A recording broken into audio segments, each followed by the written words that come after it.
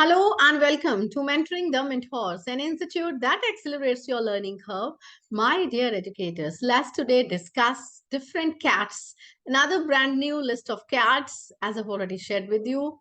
So, today we're going to talk about exit tickets, field trips, find the fib, find the rule, fishbowl, 5 plus 1, 5 whys, and flashcards, free writing, forum, four corners, and forced choices. So, here you go. My dear educators, if I talk about exit tickets, on the slips of paper, maybe notepads, maybe sticky notes, the students they write down their reflections of what was learned in a lesson. Now, this should not be vague, it should be rather guided and scaffolded. For example, if you are sharing a piece of paper with your students and you want them to write they're learning, for that you need to guide them like what you want them to write. Either you want 2 stars and a wish, like 2 points that they are very clear about it, and 1 point they want more clarification from the teacher. Maybe you are asking for a traffic through a traffic light strategy, right? 3 lights, or maybe some other exit ticket. For that, if you want to know more details, don't hesitate to watch these videos on my channel. As you can see here, the various thumbnails, exit ticket strategies, number of wonderful, amazing exit tickets are there. You can use them. You can make your own as well. Do share with your students, and there is a wide variety of exit tickets. So this can be a wonderful strategy to assess your students' learning as a formative assessment. It is a wonderful classroom assessment tool. So, my dear educators, moving ahead, next one is the field trips. A field trip is any activity that occurs outside the classroom, outside the four walls of the room, or maybe on a website. If we talk about the virtual field trips, for the purpose of providing hands on experience with the objects or people that only occur in certain places, right? If, like, again, you see COVID cases, they are rising in number. So if it is not possible for you to take your students for trips, field trips, you can organize virtual field trips. But make sure, my lovely educators, the objective of field trip is just not a trip. It is educational field trip. For that, you have to prepare before the trip and after the trip student information forms, where students they'll be able to share their learning, their understanding. For example, what do they know about a particular place which you are planning to take them to for a field trip? What do they know, right? And what are they excited to know more about it? What they want to know? And then you can talk about what they have learned by visiting that particular place, maybe virtually or maybe in person. You can also include age, like how they have learned when they visited there, they interacted with different persons, they interacted with the guard, they took help from someone, okay, they interviewed some people, maybe the owner of that particular place. So this is how you can incorporate KWHL strategy, or you can also share with them reflection sheets before the field trip and after the field trip. So this is how you can use this strategy as a classroom assessment tool.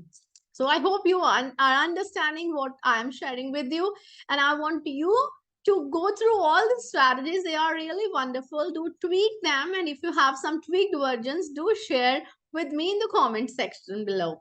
So, my dear educators, next one is find the fib.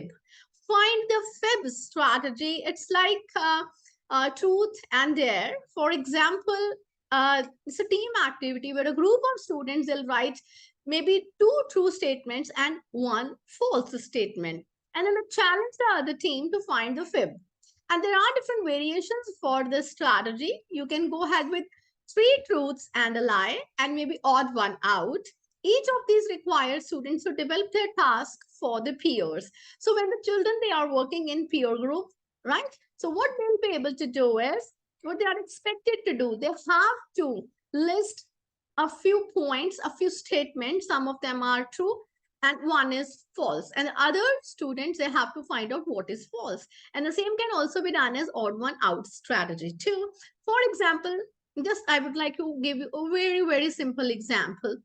Suppose they have written numbers on various chits, and they have shared the same with the students, and the students, they have to check whether that particular number is related to like odd one out category I'm talking about. We have been doing it in the classes as well. Which one is odd? Maybe you are talking about even numbers and one is odd. Maybe you are talking about herbivores and there is one animal who is a carnivore, right? And maybe you are writing of two sentences that are true in a particular case. Maybe you are talking about rotation and you have written two statements that are correct for rotation and one statement that is incorrect for rotation, but that may be correct for the revolution. So likewise, they'll be able to play find the fib game.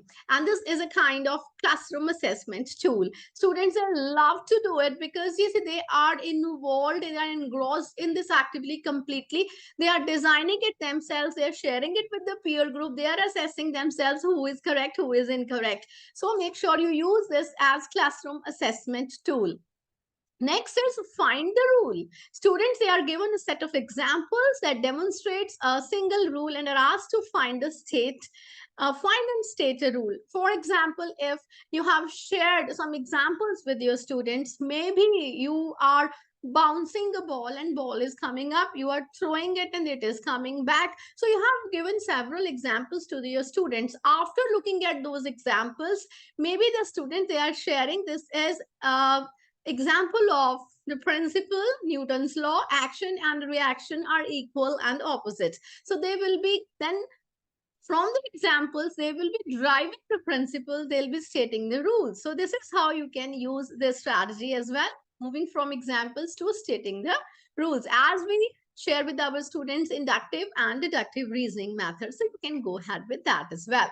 So my dear educators, going ahead, next one is a fishbowl strategy. This is a discussion format where students are selected from the class. They sit in the front of the class as a panel, or maybe they can sit in the center of the class when we're talking about a fish bowl, a fish in a bowl, right? And these group of students will be sitting in the center of the class, and they'll be sitting as a panel. They're presenting a panel, they'll be discussing a given topic, and the whole class observe. After that, the discussion is open to the whole class, and the other members, they can also volunteer as in they would like to share their thoughts. Or maybe after some time, you can replace the main panel members with the other members who are sitting outside in a circle in a bowl. So this is kind of fish bowl strategy. You can use the same as the classroom assessment tool in your class. Next is 5+1 strategy. It is a kind of, you see, direct instruction variation where the teacher presents 5 minutes and students, they share and reflect for 1 minute and the cycle repeats. For example, as a teacher, I have explained any one concept, as you can see in the image as well. I have talked about, suppose, rotation, and then I've explained for 5 minutes. Then I'll ask any one child to make sure to describe the same, to sum up the same in 1 minute, right? And then I'm talking about revolution. I'll be giving 1 minute to another child. So this is how on rotation you will be teaching in the class, and the students, they'll be engrossed in the class. This is a kind of classroom assessment tool where you'll be able to map their learning, because it's not you who will be speaking continuously for 40 minutes. Rather, you will be giving chances to your students. They'll be summing up whatever you are teaching in the class so that they will be very attentive, because you can pose any question to anyone, and obviously you will be pausing for some time. You will be bouncing on any child, and then you will be bouncing the response to another child. This is PPPB strategy, available on my channel. That is also a wonderful CAT classroom assessment tool. You can use the same in your class. My lovely educators, next one is a strategy to know what is the students learning, to go deeper into that. As a 5 whys. 5 whys, asking a chain of why questions, with each question deeper into the root cause of a problem. When you have shared one problem with your students, suppose you are talking about why COVID cases are surging, then they are responding. So to their response, again, you pose a why. To another response, again, you pose a why. Then this series goes on, at least 5 whys. You will be able to help your students to think deeper. So it's a 5 why strategy. Why, Q, Q, Q, Q, right? You may also ask your students. Next one is a flashcard strategy. These are the note cards with questions, with problems, with facts. Okay, on one side and the answer written on the another side or the other side of the flashcard. They can be used by individual students for independent practice. You can ask them to use in pairs or you can help them to practice in a team as well. So one flashcard takes many forms but usually includes either a box where you can type in your answer or have sets of answers to choose from. So there are wide varieties of flashcards. Let your students develop their own flashcards. One group designs flashcards for another group and then they will be checking their answers too. Now it's up to you if you want to write the answer on the one side of the flashcard or not. That depends on the students they are assessing, because if I have got a flashcard and I am asking other person to respond to a particular question, obviously I'll be having that answer with me. So likewise, one group can design the flashcards, sharing with the second group, and second group is using those flashcards for assessing the learning of third group. So this is how it helps your children to collaborate and share with each other, right? So this can also be a wonderful classroom assessment tool.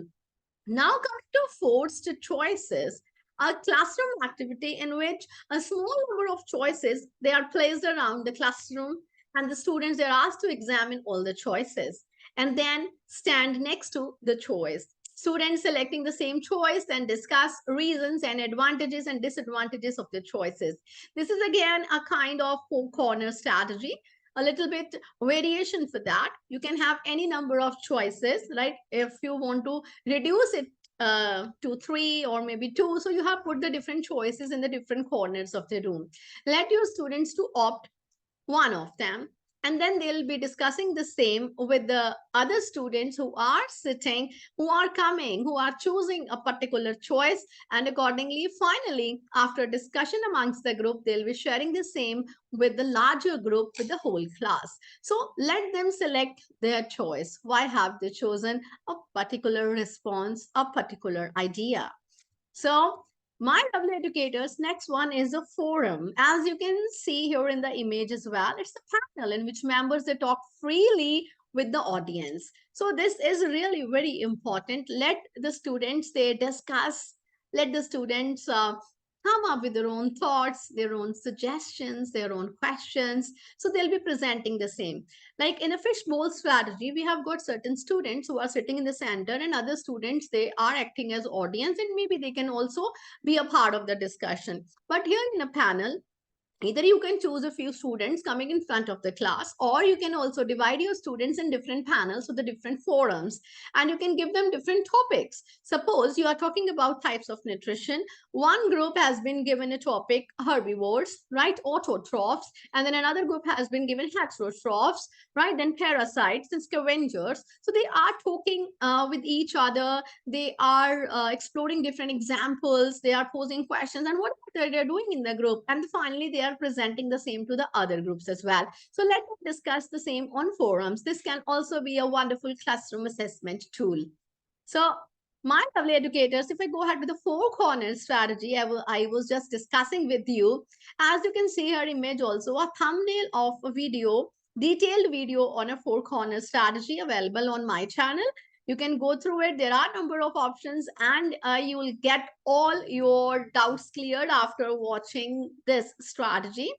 You have to label the four corners of the room with disagree, strongly disagree, agree, or strongly agree. Like let students stick to one point. Maybe you have read a conversational statements, and let students write on a piece of paper whether they agree, strongly agree, or maybe disagree or agree with the statement. When all they finish the writing, they have to go to the particular corner representing their view, sharing the view with the partner, so the other students standing next to them in the same corner, and they have to collect the evidences, right? They have to collect the evidences to justify their selection, to justify their choice, right? And then presenting an argument supporting their beliefs in front of the class, in front of the larger group. So this can also be a wonderful cat And next one is a free writing tool. Let your students write freely. Freely means, it's a timed activity. Suppose you have given your students 5 to 10 minutes and you have given a particular topic, and the students, they'll be writing everything that they think about it. Maybe any word coming to their mind, any phrase coming to their mind, any sentence coming to their mind, any symbols or images coming to their mind. Let them write it freely. And the rule that students must not stop writing even if they run out of things to say. Like, they will not do any editing. That time they will not be focusing on the grammatical error. They will not be discarding any idea as silly idea. So whatever is coming to their mind, let them write. They are free to write. And when they stop writing, after that, let them share their points with others. Maybe any silly idea works, right? So let them write freely and share their thoughts on a particular topic. So, my lovely educators, these were a few cats that you can use in the class. Subscribe to the channel. Do share these videos in your community as well. Stay tuned and don't forget to share your support, your love in the form of comments in the comment section below. Thank you. Have a nice day.